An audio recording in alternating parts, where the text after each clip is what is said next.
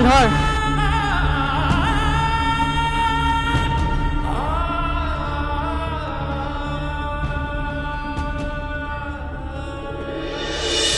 বাবা মা, আমি চোর নই, আমি কোনো খারাপ কাজ করিনি, আমি কোনো অপরাধ করিনি।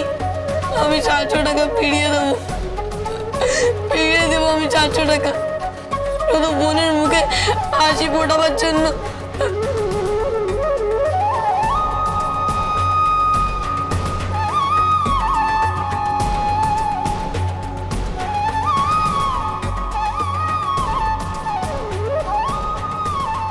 এই শোন, আমার মা যেন কথাটা না জানে, তাহলে কিন্তু ভীষণ গন্ডগোল করে দেবো। তুই আমাকে চিনিস তো?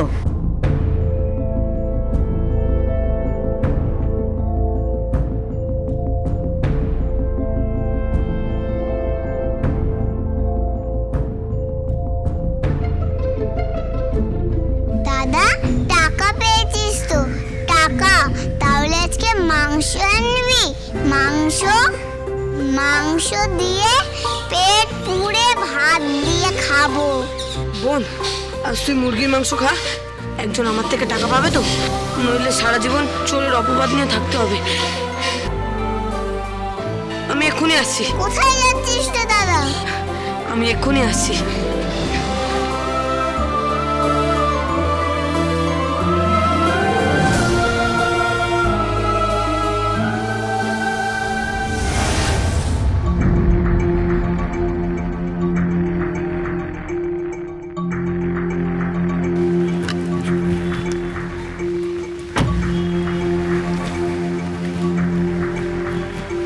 সঞ্জয়, আমরা এখানে দাঁড়ালাম কেন? ধরো তোমায় যদি বাড়ি থেকে বের করে দেওয়া হয়, মানে মানে তোমায় বাড়ি থেকে তাড়িয়ে দেওয়া হলো, তোমার কাছে টাকা পয়সা নেই, তখন তুমি কোথায় থাকবে? আমি ইটস ভেরি সিম্পল, আমি একটা কোনো বাড়ি রেন্টে নেবো, আই মিন ভাড়া নিয়ে থাকবো। না, ধরো যদি তোমার কাছে বাড়ি ভাড়া দেওয়ার মতো টাকা পয়সা নেই, তখন তাহলে আমি আর তাহলে আমি এরকম বস্তিতেই হয়তো থাকবো। Exactly right. যখন ওই শিশু দুটোকে তাড়িয়ে দেওয়া হলো, তাহলে তখন তো এটা সিম্পল আর কমন ব্যাপার যে ওই শিশুগুলো অন্য কারোর বাড়ির রকে অথবা এরকম বস্তি দিয়ে থাকবে, তাই না? রাইট, তুমি দ্যাট মিন্স ওরা এখানে।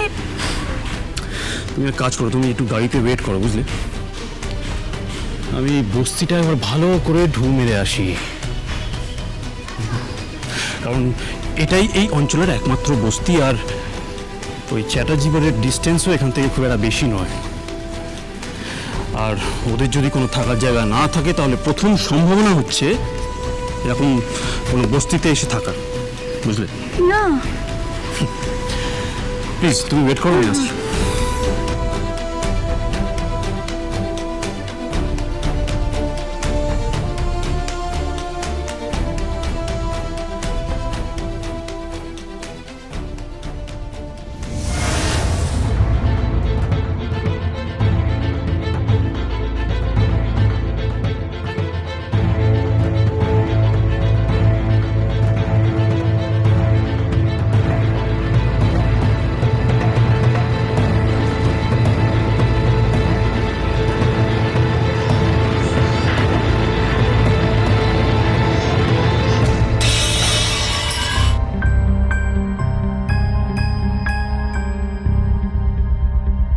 এই যে, দেখে চলতে পারো না? চোখের মাথা গেছো নাকি? বাহ বাহ, তুই তো দেখছি ধানি লঙ্কা, হ্যাঁ? খুব তেজ। তেজ যাবে না, কোন বাড়ির মেয়ে দেখতে হবে তো। আচ্ছা, তা তুমি কোন বাড়ির মেয়ে? কোন বাড়ির মেয়ে তোমাকে বলবো কেন? তুমি এরকম ভাবে ধাক্কা দিয়ে যাচ্ছ কেন? একটা ফুলের মতন শিশু বসে আছে, দেখতে পাচ্ছ না? দিলে তো আমার ভেন্ডি বাজারে ফেলে। দাদা, কত কষ্ট করে পয়সা জমিয়ে। আচ্ছা বাবা, আচ্ছা, আমার ঘাট হয়েছে, আমি এক্ষুনি অন্য কিছু আনিয়ে দিচ্ছি খাবার। বলো কি খাবে? না, আমি টান টান নিই না, আমি ভালো করে পরিবারের মেয়ে, ভিখিরি নই। তা তুমি কোথায় যাচ্ছিলে? আমি এখানে একজনকে খুঁজতে এসেছি, কাকে খুঁজতে এসেছো? একটা ছেলে আর একটা মেয়েকে। কিন্তু জানো তো, তাদেরকে কিছুতেই খুঁজে পাচ্ছি না। কি নাম? নাম? তুমি বুঝি এই বস্তির সবাইকে চেনো? হ্যাঁ, জানবো না কেন? খোকনদা, লোটেদা, ঝিঙ্কুদা, সোডাদা, ছাটারদা, পদ্ম দিদি, চিংচিংচু দিদি। এইসব কি নাম বলছো তুমি? এগুলো নাম না যুদ্ধাস্ত্র। সেটা কি? সেটা হলো ওই যুদ্ধ করতে যেগুলো লাগে সেগুলো। না না, সেরকম কিছু নয়। আচ্ছা, তুমি কাকে খুঁজছো? আমি খুঁজছি একটা মিষ্টি ছেলে আর একটা মিষ্টি মেয়েকে। কি নাম তাদের? তাদের নাম হলো সঞ্জয়, সঞ্জয়, এক মিনিট, আমি আসছি। যাই।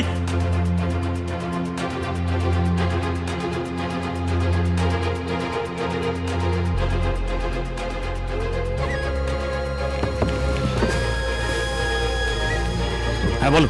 লয়ারের ওখান থেকে ফোন এসেছিল, আচ্ছা, কি বলছেন? একবার ওখানে যেতে। যেতে বলছে? তুমি এক কাজ করো, তুমি ফোনটা কানেক্ট করে আমার দাও। এই নাও।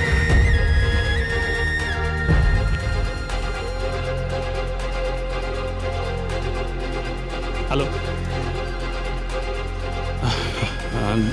নমস্কার, আমি সঞ্জয় বলছি।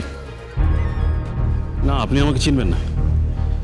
আসলে স্টে অর্ডারটা সময় মতো পাওয়া গেছে, আর বাড়িটা ভাঙা হয়নি, তার জন্য আপনাকে থ্যাংক ইউ সো মাচ।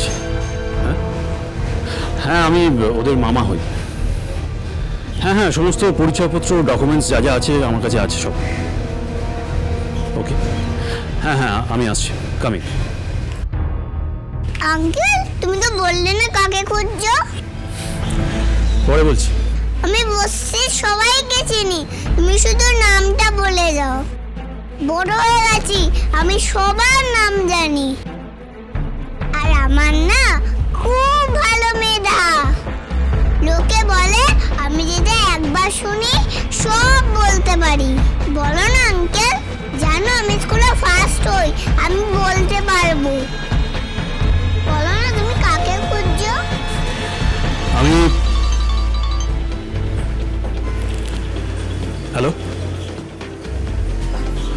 ও আপনি একটু হোল্ড করুন, ও গাড়িতে আছে, আমি দিচ্ছি। আরে কথাটাই তো শুনলো না। ও আঙ্কেল, হ্যাঁ হ্যাঁ হ্যাঁ, হোল্ড করুন একটু। তোমার ফোন।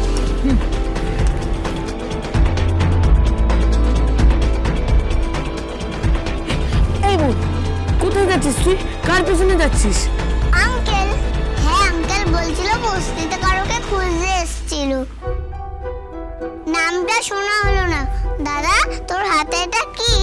তোর জন্য 100 মাংস নিয়ে এসেছি। সত্যি? হ্যাঁ, 100 মাংস তোকে রেঁধে খাওয়াবো, আর বাকি টাকাটা ওই কাকুকে দিয়ে এলাম।